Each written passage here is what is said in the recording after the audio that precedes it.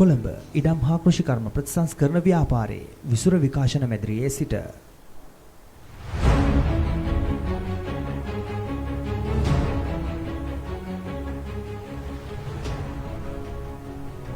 සුබෝදෑසනක් විශ්ව ශ්‍රාවකයන් සහ අපගේ නරඹන්නන් සියලුම දෙනාට අදත් සුපුරුදු පරිදි සෑම බදාදාකම වගේ අපි එකතු වෙලා ඉන්නේ පරිසරය සම්බන්ධව අපිට පවතින තත්ත්වයන් පිළිබඳව අපගේ සජීව සහෝදර සාමික සහෝදරයා සමග සාකච්ඡාවකට. ඉතින් අයබෝන් සජීව සහෝදරයා. අයබෝන්.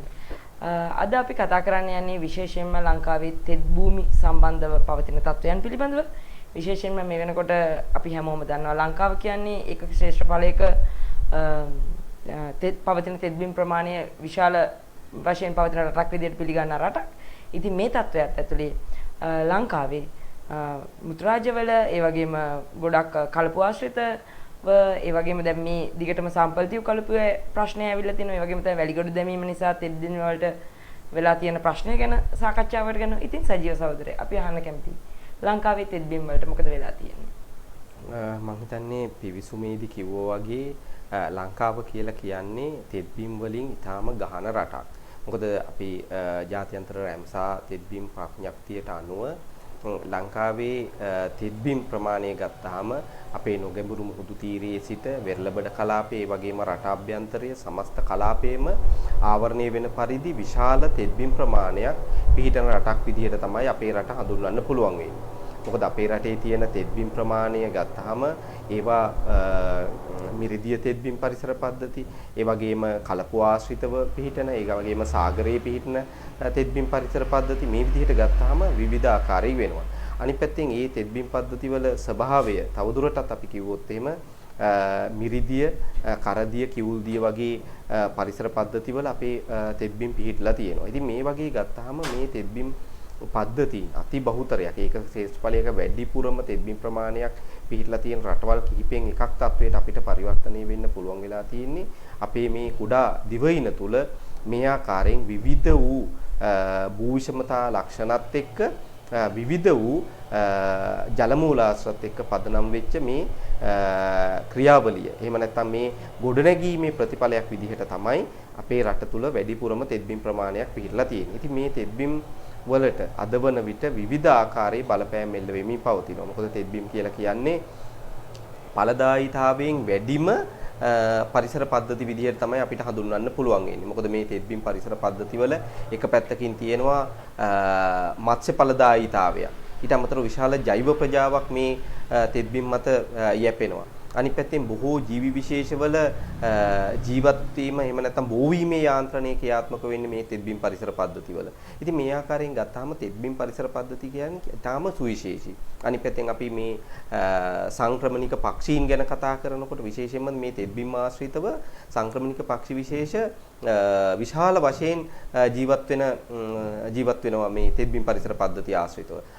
ඊට අමතරව දේශීයව ජීවත් වෙන තෙත් බිම් ආශ්‍රිත පක්ෂි විශේෂ බොහෝමයක් ඉන්නවා. ඉතින් මේ ආකාරයෙන් ගත්තාම අපිට මේ තෙත් බිම් වල වැදගත්කම් බොහෝ පරාසයක පැතිරිලා තියෙනවා. අනිත් පැත්තෙන් අපි දන්නවා තෙත් බිම් වල තව පැතිකඩක් අපි ගත්තාම මේවා විවිධ අපිට මේ කියන්නේ ලංකාවට ආවේනික ජෛව ප්‍රජාවන් විශාල ප්‍රමාණයකට වාසස්ථාන සපයනවා. අපි දැන් මේ විදිහට ගත්තාම මේක අපි කොටස් විදිහට වෙන් කරලා අපිට අරගන්න පුළුවන් නම් වෙරළබඩ කලාපයේ පිහිටලා තියෙන කඩුලාන පරිසර පද්ධති කියලා කියන්නේ වෙනමම තෙත් බිම් පරිසර පද්ධති ප්‍රමාණයක්. දැන් මේ තෙත් බිම් පරිසර පද්ධති වල ප්‍රධාන වශයෙන්ම කඩුලාන ආශ්‍රිතව ලංකාවේ සත්‍ය කඩුලාන ශාක 22ක් පමණ තියෙනවා. මේ කඩුලාන පද්ධතීන් එක්ක බැඳිච්ච ස්වභාවයක් තමයි මේ කඩුලාන පරිසර පද්ධතිත් එක්ක බැඳිච්ච තෙත් බිම් ආශ්‍රිතව දකින්න ලැබෙන්නේ. ඊට අමතරව අපි මිරිදිය පරිසර පද්ධති වලට එනකොට අපේ ගංගා ඇල දොළ පද්ධති ගත්තාම කුඩා දිය පහරවල් ගත්තාම මේවැ ලංකාවට ආවේනික සුවිශේෂී තාම දුර්ලභ ශාක විශේෂ සහ සත්ත්ව විශේෂ විශාල ප්‍රමාණයක් වාර්තා වෙනවා. දැන් අපි දන්නවා මේ ක්‍රිප්ටෝකොරයින්, ඇපනොජෙටන් එහෙම නැත්නම් ලෙජිනෙන්ඩ්‍රා වගේ විද්‍යාත්මකව හඳුන්වන ජලජ ශාක විශේෂ ලංකාවටම සීමා වෙච්ච විශේෂ බොහොමයක් අඩංගු ජලජ ශාක විශේෂ බහුතරයක් තියෙනවා. ඊට අමතරව ලංකාවේට ආවේනික මත්ස්‍ය විශේෂ විශාල ප්‍රමාණයක් විශේෂ 52කට වැඩි ප්‍රමාණයක් ලංකාවට ආවේනික මේ මිරිදිය තෙත්බිම් පරිසර පද්ධතිවල තමයි ජීවත් වෙන්නේ. ඊට අමතරව ලංකාවේ කකුළු විශේෂ ගත්තාම විශේෂ 51ක් පමණ වාර්තා වෙලා තියෙනවා. එයින් 50ක්ම ලංකාවට ආවේනික විශේෂ. ඉතින් මේවා ප්‍රධාන වශයෙන්ම මේ තෙත්බිම් පරිසර පද්ධතිය ආශ්‍රිතව තමයි මේ කකුළු එහෙම නැත්නම් මේ කක්කුන්ටන් විශේෂ ජීවත් වෙන්නේ. ඊට අමතරව මිරිදිය ඉස්සන් විශේෂ, මිරිදිය බෙල්ලන් විශේෂ මේ වගේ ගත්තාම විවිධ වූ අති බහුතර ජෛව ප්‍රජාවක් අපේ තෙත්බිම් පරිසර පද්ධති මත යැපෙනවා. ඉතින් ඒ මත අපේ කුෂිකර්මාන්තය බැඳිලා තියෙනවා. මොකද මේ තෙත්බිම් පරිසර පද්ධතිවල සුරක්ෂිතතාවය මත තමයි අපේ කුෂිකර්මාන්තය රැඳිලා තියෙන්නේ. මොකද කුෂිකර්මාන්තයට අවශ්‍ය කරන ජලය ඊට අමතරව ඒකට අවශ්‍ය කරන තෙතමනය කියන එක ඒ මත මේ අපේ භූමියේ ඵලදායීතාවය ගොඩ නැගෙනවා. ඊට අමතරව බොහෝ ශුද්‍ර ජීවීන්ගේ ක්‍රියාකාරීත්වයට මේ තෙත්බිම් පරිසර පද්ධතිවල මේ වැදගත්කම ඊටාම ඉහළ මට්ටමක පවතිනවා. මොකද භූගත ජල මට්ටම ඉහළ මට්ටමක පැවතීම ඊට අමතරව මේ තෙත් ස්වභාවය පැවතීම ශුද්‍ර ජීවී ක්‍රියාකාරීත්වයට ඊටාම වැදගත් වෙනවා. මේ ක්‍රියාකාරීත්වය ප්‍රධාන වශයෙන්ම බැඳිලා තියෙනවා කුෂිකාර්මික ඵලදායීතාවය මත. ඉතින් ඒතකොට මේ තෙත්බිම් පරිසර පද්ධතිවල වටිනාකම තියෙන්නේ ඒක දීවර කර්මාන්තයත් එක්ක බැඳිලා තියෙනවා. අපේ ජෛව ප්‍රජාව ජෛව සුරක්ෂිතතාවයත් එක්ක බැඳිලා තියෙනවා. ජනතාවගේ ජල සුරක්ෂිතතාවයත් එක්ක බැඳිලා තියෙනවා. ඊට අමතරව කුෂිකර්මාන්තයත් එක්ක බැඳිලා තියෙනවා. මේ ආකාරයෙන් ගත්තාම විශාල පරාසයක ජන ජීවිතයත් එක්ක ඒ වගේම ජෛව පද්ධතිත් එක්ක බැඳිච්ච ප්‍රධාන පද්ධති විදිහට තමයි තෙත්බිම් පරිසර පද්ධතිය හඳුන්වන්න පුළුවන් වෙන්නේ. ඔව් මම හිතන්නේ සජීව සහෝදරයා මතු කරා වගේ මේ ජන ජීවිතයේ මේ පරිසර පද්ධතියින් බැඳිලා තියෙනවා. නමුත් ගොඩක් වෙලාවට ලංකාවේ තියෙන ප්‍රශ්නයක් තමයි ජනතාව හැමතිස්සෙම මේ පරිසරය කියන එක වෙනම කොටසක් සහ ජීවත් වීම කියන එක වෙනම. දැන් දීවර කර්මාන්තයේට කෘෂි කර්මාන්තයේට මේක ගැන තියෙන අදහස මොකද්ද? ජනතාවගේ පැත්තෙන් ජනතාව මේ පරිසරය ආරක්ෂා කර ගැනීමට තියෙන උත්සාහය සහ බැඳීම මොකක්ද? මම හිතන්නේ ඒක අපිට සාකච්ඡා කරන්න වෙන්නේ එක පැත්තකින් මේ අපේ තියෙන මේ විශේෂයෙන්ම මේ අධ්‍යාපනික ක්‍රමය ඊට අමතරව රජය විසින් දැන්ට බලයටපත් වෙන ආණ්ඩු විසින් මේ පරිසර පද්ධති ආරක්ෂා කිරීම සඳහා සමාජයට නායකත්වයේ ලබා දීම එහෙම නැත්නම් ප්‍රතිපත්තිමය ව්‍යුහයන් ගොඩනැගීම මත තමයි ඒකත් තීන්දුව වෙන්නේ. මොකද අපි දන්නවා මේවා සංරක්ෂණ උපාය මාර්ගات එක්ක එහෙම නැත්නම් සංරක්ෂණ ක්‍රියාවලියක් එක්ක බැඳිච්ච යාන්ත්‍රණයක් ප්‍රතිපත්තිමය යාන්ත්‍රණයක් රට තුල ක්‍රියාත්මක වෙනවා නම් ජනතාව ඒකත් එක්ක අනුගත වෙන්න උත්සාහ දරනවා. දැනට තියෙන්නේ මේ ජනතාව මේ පද්ධති වලින් වියුක්ත කරන ක්‍රියාවලියක්. අන්නේ ක්‍රියාවලියේ ප්‍රතිඵලයක් විදිහට තමයි ජනතාවට මේ දේවල් දැනෙන්නේ. මේවා මේ ප්‍රයෝජනවත් පද්ධති විදිහට නෙමෙයි, මේවා විවිධ ආකාරයෙන් වාණිජ ලෙස හෝ විවිධ ආකාරයෙන් භාවිතා කරලා එහෙම නැත්නම් ඒවා විනාශ කර මේ වන ආකාරයෙන් භාවිතා කරත් ගැටලුවක් නැති තත්වයට සමාජය තුල මතයක් නිර්මාණය වෙලා තියෙනවා. දැන් අපි දන්නවා අපි මේ කොළඹ ආශ්‍රිත ප්‍රදේශවල ගත්තත් තෙත්බිම් පරිසර පද්ධති බොහෝ වෙලාවට අපද්‍රව්‍ය රැඳවුම් ස්ථාන විදිහට එහෙම නැත්නම් ගොඩ කරලා විවිධ භාවිතාවන් වලට ලබා ගන්න පුළුවන් ස්ථාන විදිහට කර්මාන්තශාලා අපද්‍රව්‍ය බැහැර කරන ස්ථානවල විදිහට තමයි මේ තෙත්බිම් පරිසර පද්ධති භාවිතා කරන්නේ. ඉතින් මේක තමයි දැනට තියෙන ස්වභාවය. ඒ සඳහා ඕන කරන රාජ්‍ය ප්‍රතිපත්තිමය යාන්ත්‍රණයක් ගොඩනැගිලා තියෙන ඒ ආකාරයෙන්. අපි දන්නවා පහුගිය කාලේ පුරාම ක්‍රියාත්මක වෙච්ච බොහෝ සංවර්ධන ක්‍රියාවලීන් වලට ඔය මෙගාපොලිස් වගේ ව්‍යාපෘති යටතේ ක්‍රියාත්මක වෙච්ච බොහෝ සංවර්ධන ක්‍රියාවලිවලදී මේ තෙත්බිම් පරිසර පද්ධති තමයි ඒ සඳහා භාවිතයට ගත්තේ. තෙත්බිම් ගොඩ කරලා ඒ පද්ධතීන් විවිධාකාරයෙන් වෙනස් කිරීම වලට ලක් කරලා ඒවා භාවිතයට ගන්න ස්ථාන බවට පරිවර්තනය කළා. දැන් එහෙම වෙන්න ජනතාවට මේ පද්ධති පිළිබඳව හෝ මේවැ තියෙන වටිනාකම් පිළිබඳව ආකල්පයක් ගොඩ නැගින්නේ නැහැ. ධනාත්මක ආකල්පයක් ගොඩ නැගින්නේ නැහැ. ඉතින් ඒ අනිත් පැත්තෙන් ඊළඟ එක තමයි මේවා අනවශ්‍ය පරිදි වාණිජ භාවිතාවන් වලට ලබා ගැනීම වැඩි වෙන්න ස්වභාවයෙන්ම තියෙනවා වෙළඳපොළ වටිනාකම ඉහළ යාම සිද්ධ වෙනවා. එතකොට වෙළඳපොළ වටිනාකම ඉහළ යනවායි කියලා කියන්නේ ආපහු ජනතාව විසින් මේවා වාණිජ වශයෙන් භාවිතා කරන්න. එහෙම නැත්නම් මේවා මේ තෙත්බිම් පරිසර පද්ධති ගොඩ කරලා ඒවා ඒ තියෙන භූමියේ තියෙන වටිනාකම ලබා ගන්න උත්සාහ දරනවා. ඉතින් මෙන්න මේ தત્ත්වය ඇති වෙන්නේ ප්‍රධාන වශයෙන්ම එක පැත්තකින් රාජ්‍ය යාන්ත්‍රණය තුලදී හිම නැත්තම් බලය හොබවන ආණ්ඩුවක් විසින් ගන්න ප්‍රතිපත්ති තීන්දුව මත තමයි අවසානයේදී ජනතාවගේ ආකල්ප තීන්දුව වෙන්නේ. ඉතින් අපිට පේන තියෙන தත්ත්වය තමයි අද වන විට ජනතාවට මේ තෙත්බිම් පරිසර පද්ධති පිළිබඳව යහපත් ආකල්පයක් ඇති නොවෙන්න මේවා අධ්‍යාපනය තුලදී මේවා නිවැරදි පරිදි සාකච්ඡා නොවීම වගේම රට තුල නිවැරදි ප්‍රතිපත්ති මේ ක්‍රියාවලියක් කරහා සාකච්ඡාවට බඳුන් වීමක් දකින්න ලැබෙන්නේ නැහැ. ඉතින් ඒ මත තමයි තීන්දුව වෙන්නේ ජනතාවගේ ආකල්ප.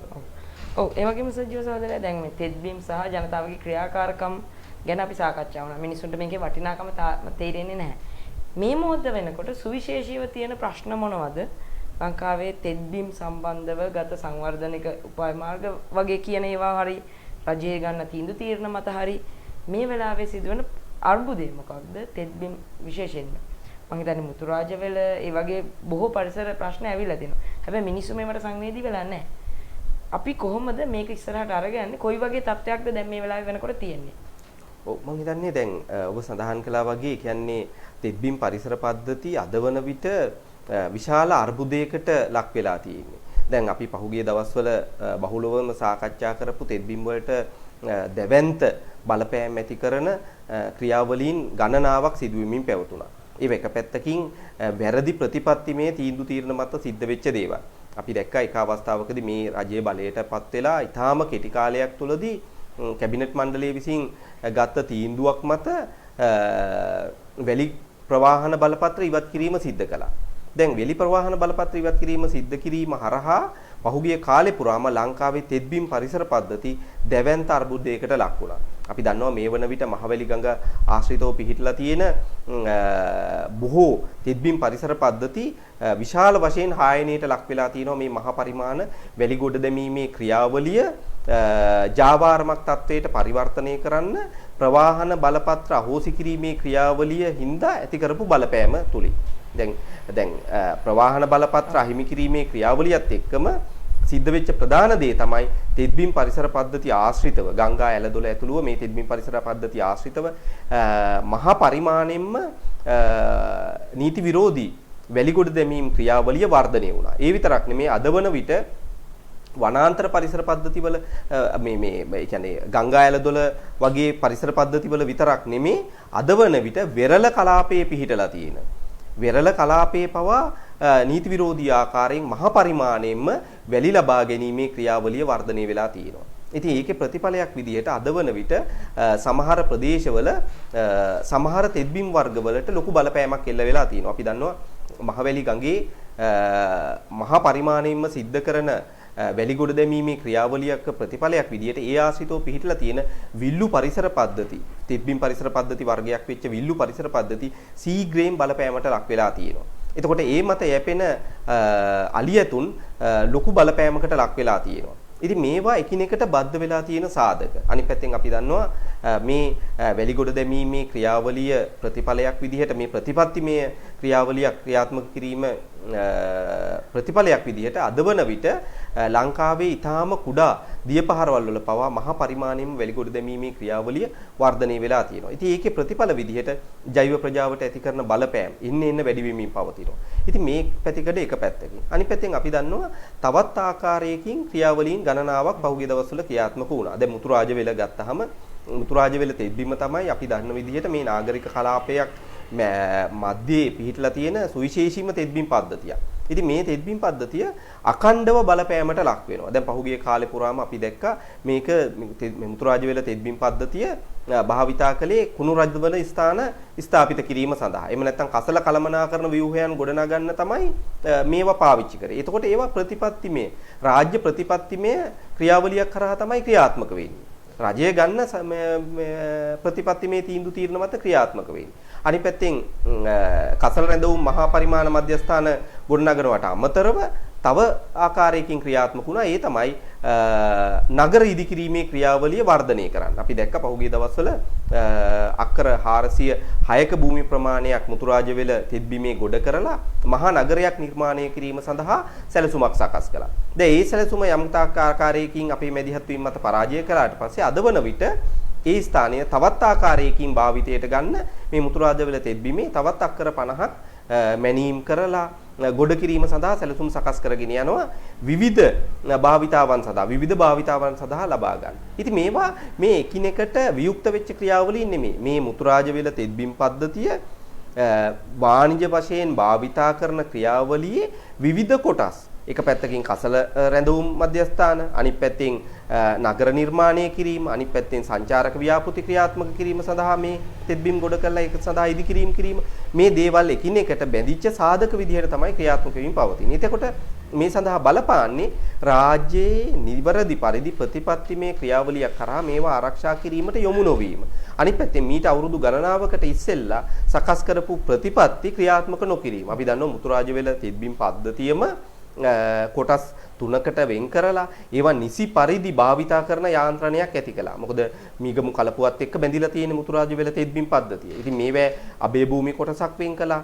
පේරක කලාපයක් වෙන් කළා. ඊට අමතරව සංවර්ධනයේ කටයුතු ඇතුළුව සීමා සහිත සංවර්ධන ක්‍රියාවලියක් සඳහා භාවිතයට ගන්න පුළුවන් කලාප විදිහට වෙන් කළා. නමුත් අද වන විට සිද්ධ වෙන තත්ත්වය තමයි මේ හැම ප්‍රදේශයක්ම එකම ආකාරයෙන් සංවර්ධන ක්‍රියාවලීන් වලට නතු කරලා ඒ සමස්ත මේකේ වටිනාකම බිඳ වට්ටන්න හදනවා. මොකද මේ මුතුරාජවැල තෙත්බිම් පද්ධතිය බිඳ වැටුනොත් එම් මීගමු කලපුවේ ඵලදායීතාවය සම්පූර්ණයෙන් බිඳ වැටෙනවා. ඒක බිඳ වැටෙනවා කියලා කියන්නේ ඒ මත ජීවත් වෙන සුළු පරිමාණ දීවරය බිඳ වැටීමට ලක් වෙනවා. ඒ හරහා සමාජ ආර්ථික ප්‍රශ්න ගණනාවක් ඇතිවීමට නියමිතයි. ඒ විතරක් නෙමේ සමාජ ආර්ථික ප්‍රශ්න වලට අමතරව රටේ ආහාර ස්වෛරීභාවය බිඳ වැටෙනවා. මොකද පෝෂණ අවශ්‍යතාවයන් බිඳ වැටෙනවා. ඉතින් මේ ආකාරයෙන් තව පැත්තකින් අනිත් පැත්තෙන් අනිත් තෙත්බිම් පද්ධතිය තමයි මන්නාරම දිස්ත්‍රික්කයේ පිහිටලා තියෙන සුවිශේෂීම තෙත්බිම් පද්ධතියක් වෙච්ච විරිතලතිව් මේ ස්වභාව රක්ෂිතය පහුගිය කාලේ යුද්ධෙන් පස්සේ ප්‍රකාශයටපත් කරපු ලංකාවේ සුවිශේෂීම තෙත්බිම් පද්ධතියක්. මොකද මේ තෙත්බිම් පද්ධතිය කියලා කියන්නේ ලංකාවට සංක්‍රමණය වෙන පක්ෂි විශේෂම තෙත්බිම් ආසිත පක්ෂි විශේෂ අති බහුතරයක් සාන්ද්‍රගත වෙන ස්ථානයක් විදිහට තමයි විරිතල්තිව් ස්වභාව රක්ෂිතය හඳුන්වන්න පුළුවන් වෙන්නේ. මේ ස්ථානයේ සමහර අවස්ථාවලදී වාර්තා වෙලා තියෙනවා මිලියන ගණන් වලින් මේ සංක්‍රමණික තෙත්බිම් ආසිත සංක්‍රමණික පක්ෂි විශේෂ. ලෝකයේ ගත්තහම දැනට හඳුනාගෙන තියෙන මේ ආකාරයෙන් වැඩිපුරම සංක්‍රමණික පක්ෂි විශේෂ සාන්ද්‍රගත වන ස්ථාන කීපයෙන් එකක් බවට පහුගිය කාලේ අධ්‍යයන මගින් තහවුරු කරගත්ත ප්‍රදේශය. ඉතින් මේ ප්‍රදේශය සංරක්ෂිත වන මේ ස්වභාව රක්ෂිතයක් විදිහට වනසත්වා වෘක්ෂලතා ආරක්ෂණ ආඥා පනතේ යටතේ ප්‍රකාශයටපත් කළා. අද වන විට ඒ භූමි ප්‍රදේශයේ ජලජීවී වගා ව්‍යාපෘති සඳහා ලබා දෙන්න මේ වන විට සැලසුම් සකස් කරලා තියෙනවා. ඒ සඳහා ඒ ස්වභාව රක්ෂිතයක් විදිහට ප්‍රකාශයටපත් කරපු භූමි ප්‍රදේශ රක්ෂිත භාවයෙන් ඉවත් කරලා ඒ භූමි ප්‍රදේශ මේ ජලජීවී වගා ව්‍යාපෘති ක්‍රියාත්මක කිරීම සඳහා ලබා දෙන්න මේ වන විට රාජ්‍ය මට්ටමින් සැලසුම් කරලා තියෙනවා.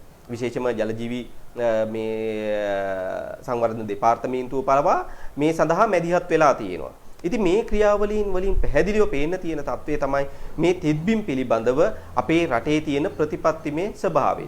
ඒවට සංරක්ෂණය කිරීම සඳහා අපි තියෙන අඩු උනන්දුව. දැන් අපි සාම්බල්තෙව් කලපුව මීට ඉස්සෙල්ලත් අපි අවස්ථාවවලදී දීර්ඝව සාකච්ඡා කළා. දැනට සති 3කට වගේ ප්‍රථමයෙන් අපි මේ පිළිබඳව වැඩිපුර අවධානයට ලක් කරා. දැන් මේ සාම්බල්තෙව් කලපුව අදවන විට මේ ප්‍රදේශවල තියෙන ඉඩම්වල වෙළඳපොළ ඉහළ යාමත් එක්කම මේ කලපුවට අයිති සාම්බල්තිව් කලපුවට මේ තෙත්බිම් පද්ධතියට අයිති භූමි ප්‍රදේශ පවා ගොඩ කරමින් විවිධ සංවර්ධන කටයුතු සඳහා භාවිතා කරන ක්‍රියාවලියක් ගොඩනගන්න උත්සාහ කරනවා. දැන් ඇත්තටම මෙතෙන්දී අපි මේ සංවර්ධන ක්‍රියාවලිය කියන එකේ අදහස වෙන්නේ හැම වෙලාවෙම සංවර්ධනයේ පැතිකඩයන් දෙකක් තියෙනවා. එකක් තමයි යථාර්ථවාදී සංවර්ධනය, අනිත් පැත්තෙන් විනාශකාරී සංවර්ධනය. ඉතින් මේ සංවර්ධනයේදී මේ පැතිකඩ දෙකෙන් මේ විනාශකාරී සංවර්ධනය සඳහා තමයි මේවා යොදවන්න බලාපොරොත්තු වෙන්නේ. යොදවමින් පවතින්නේ. ඉතින් අනිත් පැත්තෙන් ඊළඟ එක තමයි දැන් අපි පහුගිය කාලේ පුරාම දිගින් දිගටම සාකච්ඡා කරපු 5/2001 කියන චක්‍රලේඛය. දැන් මේ චක්‍රලේඛය යටතේ තමයි අපි මීට ඉස්සෙල්ලත් මේ පිළිබඳව අවධානය යොමු කරලා තියෙනවා.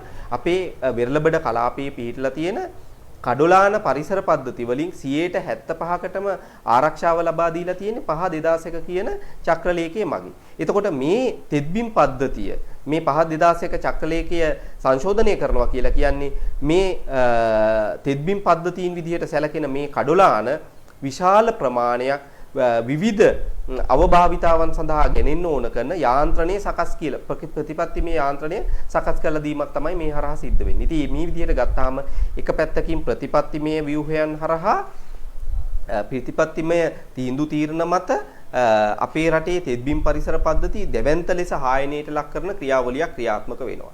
අනිත් පැත්තෙන් විවිධ ස්ථානවල හුදෙකලා වූ ආකාරයෙන් විවිධ මට්ටමින් මේ තෙත්බිම් පරිසර පද්ධති විනාශයට ලක් කරන ක්‍රියාවලීන් ක්‍රියාත්මක වෙනවා. ඉතින් මේ දෙකේම ප්‍රතිඵලයක් විදියට අවසානයේදී සිද්ධ වෙන්නේ ජනතාවට මේ තෙත්බිම් භාවිතයට ගන්න බැරි තත්වයට පරිවර්තනය වෙලා විවිධ ගැටලු වලට එක පැත්තකින් අපි දන්නවා පහුගිය කාලේ පුරාම මේ තෙත්බිම් පද්ධති හායනයට ලක් කිරීමේ ගැටලු විදිහට අපිට ආපු ප්‍රධාන එකක් තමයි ගම් වතුර උදුරට ලක්වීම. ඊටාම කෙටි කාලයක් තුලදී. මොකද හේතුව තමයි කුඩා වර්ෂාපතනයේදී පවා මේ වැඩිපුර වැසි ජලය රඳවාගත්ත තෙත්බිම් පද්ධති ගොඩ කිරීමේ ප්‍රතිඵලයේ විදිහට ඒ ජලය රඳවා ගැනීමේ යාන්ත්‍රණයන් බිඳ වැටිලා. ඒකේ ප්‍රතිඵලයක් විදිහට වෙන්නේ ඊටාම කෙටි කාලයක් තුලදී වර්ෂාපතනය ලැබෙන්න ආරම්භ වෙන අවස්ථාවකදීම විශාල ගම් වතුර තත්ත්වයන් වලට ජනතාවට මුහුණ දෙන්න සිද්ධ වෙනවා. අනිත් පැත්තෙන් ඊළඟ එක තමයි කුඩා නියං සමයක් ආරම්භ වෙනකොටම මේ තෙත්බිම් පරිසර පද්ධති හායනය කිරීමේ ප්‍රතිඵලයක් විදිහට භූගත ජල මට්ටම ශීඝ්‍රයෙන් අඩු වෙලා ජල අර්බුද වලට ජනතාවට මුහුණ දෙන්න සිද්ධ වෙනවා. ඉතින් මේ ආකාරයෙන් ගත්තාම මේ පද්ධති හායනයට ලක් කිරීම ඍජුවම අපේ පැවැත්මත් එක්ක අපේ ජන ජීවිතයත් එක්ක ඍජුවම බද්ධ වෙලා තියෙනවා. ඔව් මම හිතන්නේ ඊට හොඳ සාකච්ඡාවක් ඒ වගේම තමයි මට අදහසක් නෑ රැම්සා ප්‍රඥප්තිය තුර ලංකාවේ හැසිරීම කොහොමද අපි ඒකට අත්සන් කරලා තියෙනවා කියලා ඔබතුමා කිව්වා. ඒ වගේම එහෙනම් අපිට මේ ජාත්‍යන්තර ප්‍රඥප්තියක් අත්සන් කරද්දී අපි කොයි වගේද රජය ඒකට මැදිහත් වෙන්න ඕන සහ අපිට ඒකට වග කියන්න පුළුවන් ක්‍රමවේදයක් තියෙනවද?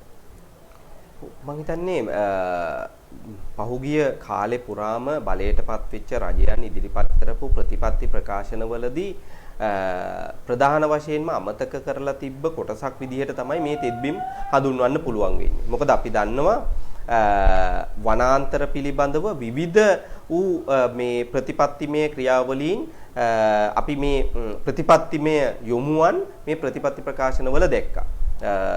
අපි දැක්කා මේ මාස 60කින් අලුත් රටක් හදන පංචවිධ ක්‍රියාවලිය. මෛත්‍රී පාලනයක් ස්ථාවර රටක් ප්‍රතිපත්ති ප්‍රකාශනය. ඒ වගේම මහින්ද චින්තන ප්‍රතිපත්ති ප්‍රකාශනය. ඒ වගේම වර්තමාන ක්‍රියාත්මක වෙන සෞභාගී දැක්ම ප්‍රතිපත්ති ප්‍රකාශනය. මේ ප්‍රතිපත්ති ප්‍රකාශනවල මේ පරිසරය සම්බන්ධ කොටසෙදී විවිධ වූ තත්වයන් පිළිබඳව සඳහන් වෙලා තියෙනවා. නමුත් මේ තෙත්බිම් වගේ පරිසර පද්ධති කොයි විදිහටද නිවැරදි පරිදි සංරක්ෂණය කිරීම සඳහා යොමු වෙන්නේ කියන ප්‍රතිපත්තිමය යොමුවන් ගොඩනගන්න කිසිදු ආකාරයකින් උත්සාහයක් දරලා තිබුණේ නැහැ. නමුත් එහෙම වුණාට අපි පෙරදී සඳහන් කළා වගේ ජාත්‍යන්තරව අපි එකග වෙලා තියෙනවා රටක් විදිහට මේ තෙත්බිම් ආරක්ෂා කිරීම සඳහා රැම්සා ප්‍රඥප්තිය යටතේ. මොකද රැම්සා ප්‍රඥප්තියට අත්සන් තබපු රටක් විදිහට අපි විසින් රැම්සා තෙත්බිම් විදිහට එහෙම නැත්නම් තෙත්බිම් පරිසර පද්ධතිය ආරක්ෂා කිරීම සඳහා එකඟ වෙලා තියෙනවා ජාත්‍යන්තරයේ ඉදිරි. ඒ එකඟතාවය වගේම අපේ රට තුල තියෙන තෙත්බිම් 6ක් මේ වන විට රැම්සා තෙත්බිම් විදිහට ජාත්‍යන්තරව ප්‍රකාශයට පත් කරලා තියෙනවා.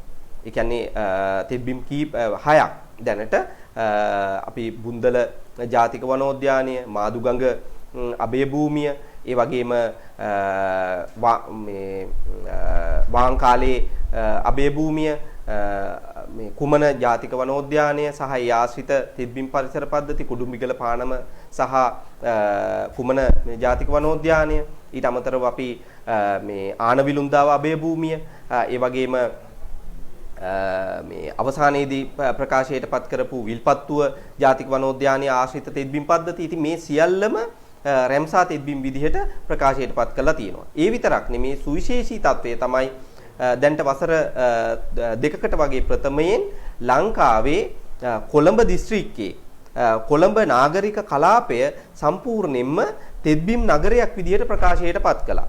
ඒ කියන්නේ අපේ රටේ මේ අගනගරය ආශ්‍රිතව පිහිටලා තියෙන, එහෙම නැත්නම් වාණිජ්‍ය නගරය සහ අගනගරය ආශ්‍රිතව පිහිටලා තියෙන තෙත්බිම් සියල්ලම ඒකරාශී කරලා ඒවා මේ ලෝකයේ සුවිශේෂී තෙත්බිම් නගරයක් විදිහට ලංකාව ප්‍රකාශයටපත් කරලා තියෙනවා. එතකොට පේනවා මේ රැම්සා ප්‍රඥප්තිය යටතේ ජාත්‍යන්තරව අපි ඊටාම ඉහළ තලයක ඉන්න බවට මේ ප්‍රතිරූපයක් හදලා තියෙනවා. මේක ප්‍රතිරූපයක් විතරයි. අපේ රට තුල මේ ගොඩනගලා තියෙන ජාත්‍යන්තරයේදී එකඟ වෙන සහ ජාත්‍යන්තරයේදී අපේ රටේ පිළිගත්ත මේ තෙත්බීම් ආරක්ෂා කිරීම සඳහා අපි යොමු වීමක් අපිට දකින්න ලැබෙන්නේ නැහැ. මොකද හේතුව තමයි අපි පහුගිය දවස්වල තෙත්බීම් සංරක්ෂණ සහ තෙත්බීම් කළමනාකරන ප්‍රතිපත්තියක් සකස් කළා.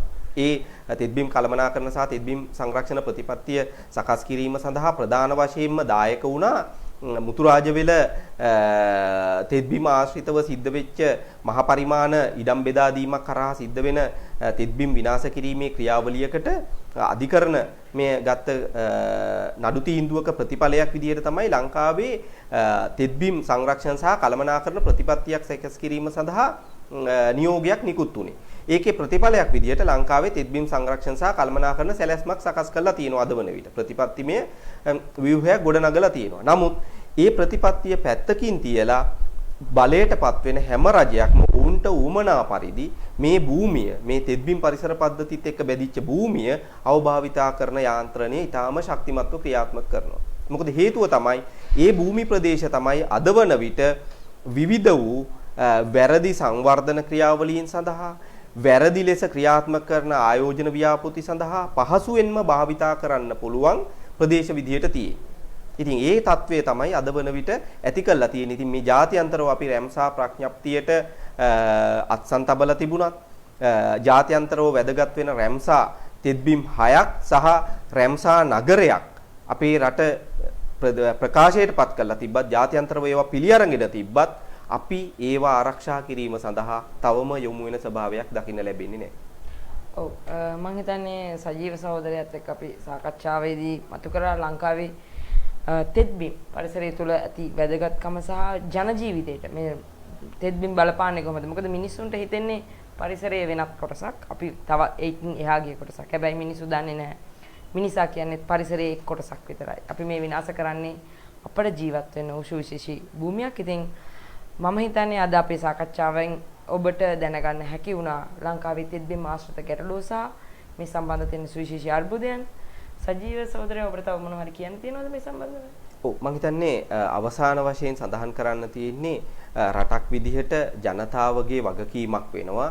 ප්‍රධාන වශයෙන්ම මේ සිවිල් සමාජයේ ප්‍රධාන වගකීමක් වෙනවා අපි බලයටපත් කරන රජයන් මේ ආකාරයෙන් වැරදි ලෙස තීන්දුව తీරන ගනිද්දී ඒ සඳහා ලොකු බලපෑමක් ඇති කරන්න. ලොකු ප්‍රතිරෝධයක් ඇති කරන්න. මොකද සමහර වෙලාවට අපි ඡන්දය පාවිච්චි කරලා අපේ මනාපය මත ගොඩනැගෙන ආණ්ඩුවක් ඕනෑම වැරදි ක්‍රියාවලියක් ක්‍රියාත්මක කිරීමේදී ඒක සාධාරණීකරණය කිරීමේ ස්වභාවයක් තමයි අද වන විට අපේ රට තුල දකින්න ලැබෙන්නේ. මම හිතන්නේ ඡන්දය කියලා කියන්නේ කැමැත්ත වුණාට අපි ඡන්දය හරහා ඕනෑම දෙයක් ක්‍රියාත්මක කරන්න අපේ තියෙන ආණ්ඩුක්‍රම ව්‍යවස්ථාවේ හැටියට අපේ තියෙන මූලික අයිතිවාසිකම් සියල්ලම උල්ලංඝනය කරමින් ඕනෑම දෙයක් රට තුල ගොඩනගන්න අපි බලයක් ඒ කියන්නේ ව්‍යවස්ථාදායකයට හෝ විධායකයට හෝ අධිකරණයට අපිට තියෙන ඡන්ද බලය පාවිච්චි කරලා අපි ලබා දීලා නැහැ.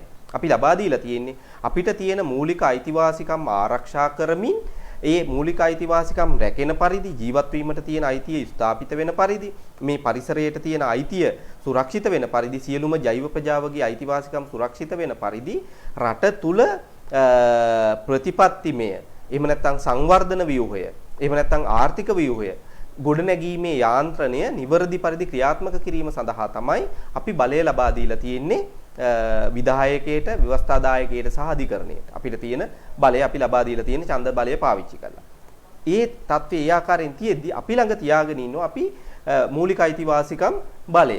එතකොට මේ මූලික අයිතිවාසිකම් කඩ වෙන ඕනෑම අවස්ථාවකදී අපි මොන පක්ෂයකට ඡන්දේ අපේ එහෙම නැත්නම් මනාපය පාවිච්චි කරත් අපිට යුතුයකමක් සහ වගකීමකින් අපි බැඳිලා ඉන්නවා අපේ රටේ ස්වභාවික සම්පත් විනාශ කරනකොට අපිට ජීවත් වෙන්න තියෙන අයිතිය විනාශ කරලා දානකොට ඒ සඳහා ප්‍රතිපත්තිමේ ව්‍යුහයන් අපි දීපු බලය අවභාවිතා කරමින් ව්‍යවස්ථාදායකයේ හෝ විධායකයේ විසින් විවිධ ක්‍රියාවලීන් ගොඩනගන ප්‍රතිපත්තිමේ ව්‍යුහයන් ගොඩනගන්න හදන උත්සාහයන් වලදී ඊට ප්‍රතිවිරෝධය දක්වන්න අපි අපි වගකීමකින් බැඳිලා ඉන්නවා. මොකද අපේ වගකීම අපේ ඉටු කිරීම වැදගත් වෙනවා. අපි පෙරදී සඳහන් කළා වගේ මහා පරිමාණයෙන් වැරදි විදිහට වැලිජාවාරම සිද්ධ කරන්න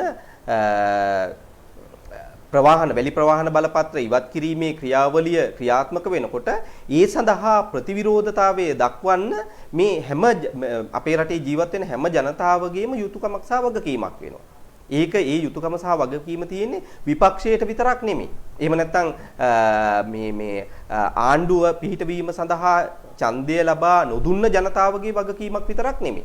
අනිත් පැත්තෙන් ඊළඟ එක තමයි අපි දන්නවා මේ 5/2001 කියන චක්‍රලේඛයේ ඉවත් කිරීම සඳහා මේ වන විට යොමු වෙනකොට ඒ සඳහා විශාල ප්‍රතිරෝධයක් එනවා. හැබැයි අපි දකිනවා ඒක සාධාරණීකරණය කිරීම සඳහා බොහෝ වෙලාවට තමන් කැමැත්ත පාවිච්චි කරපු කණ්ඩායම බලයේ ඉන්න හින්දා බොහෝ කණ්ඩායම් ඒ සඳහා මැලිකමක් දක්වනවා. මම හිතන්නේ මෙන්න මේ தත්ත්වය අපි වෙනස් කිරීම අවශ්‍ය වෙනවා. අපි ඡන්දය පාවිච්චි කරන්නේ කුමක් සඳහාද කියන එක අපි තේරුම් ගන්න වෙනවා.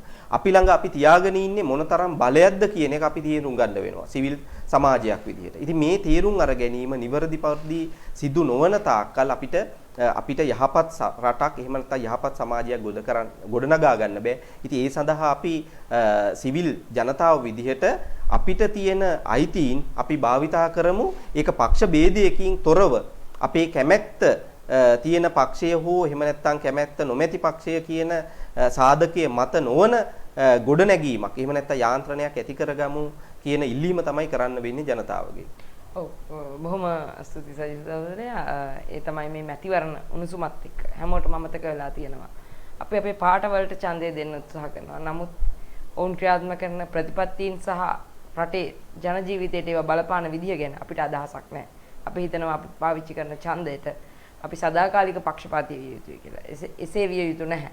අපිට අවශ්‍ය වන්නේ වැරදි දෙයට වැරදි කියන අවදියෙන් සිටින ජනතාවක්. ඉතින් විශ්වාසය අපි ඉල්ලීමක් කරනවා මේ පරිසරය වෙනත් කොටසක් නෙවෙයි අපේ ජන ජීවිතයේ අපේ ජීවත් වීමේ පැවැත්ම තහවුරු කරන සුවිශේෂීම සාධකය තමයි අප වටා පවතින පරිසරය. පුංචි කාලේ කිව්වා වගේ. ඉතින් අපිට අවශ්‍යයි මේ සාකච්ඡාව දිගින් දිගටම අරගෙන යන්න.